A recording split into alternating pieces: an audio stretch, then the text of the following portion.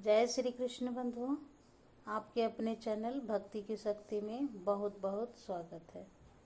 आज हम बात करेंगे नवरात्रि के माँ दुर्गा की दूसरी शक्ति ब्रह्मचारिणी की पावन कथा।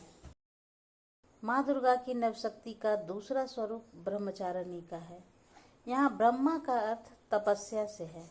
माँ दुर्गा का यह स्वरूप भक्तों और सिद्धियों को अनंत फल देने वाला है।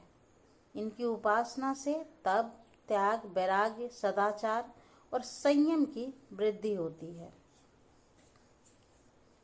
ब्रह्मचारिणी का अर्थ है तप की चारिणी, यानी तप का आचरण करने वाली।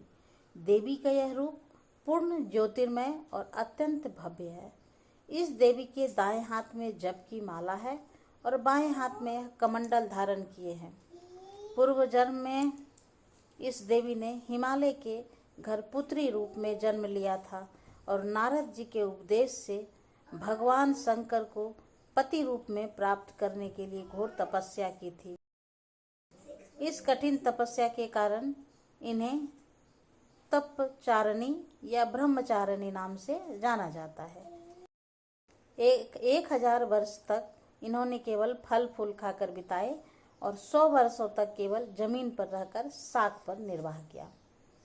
कुछ दिनों तक कठिन उपवास रखे और खुले आकाश के नीचे वर्षा और धूप के घोर कष्ट रहे। 3000 वर्षों तक टूटे हुए बिलपत्र खाए और भगवान शंकर की आराधना करती रही।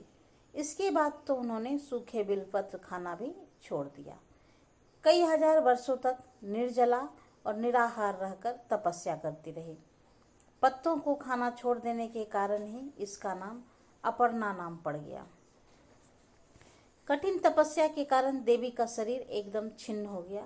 देवता, ऋषि, सिद्धगण, मुनि सभी ने ब्रह्मचारिणी की तपस्या को अभूतपूर्व पुण्य कृत बताया, सराहना की और कहा, हे देवी, आज तक किसी ने इस तरह की कठोर तपस्या नहीं की।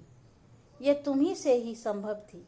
तुम्हारी मनोकामना परिपूर्ण होगी और भगवान चंद्रमौली शिव जी तुम्हें पति रूप में प्राप्त होंगे। अब तपस्या छोड़कर घर लौट जाओ। जल्द ही तुम्हारे पिता तुम्हें बुलाने आ रहे हैं।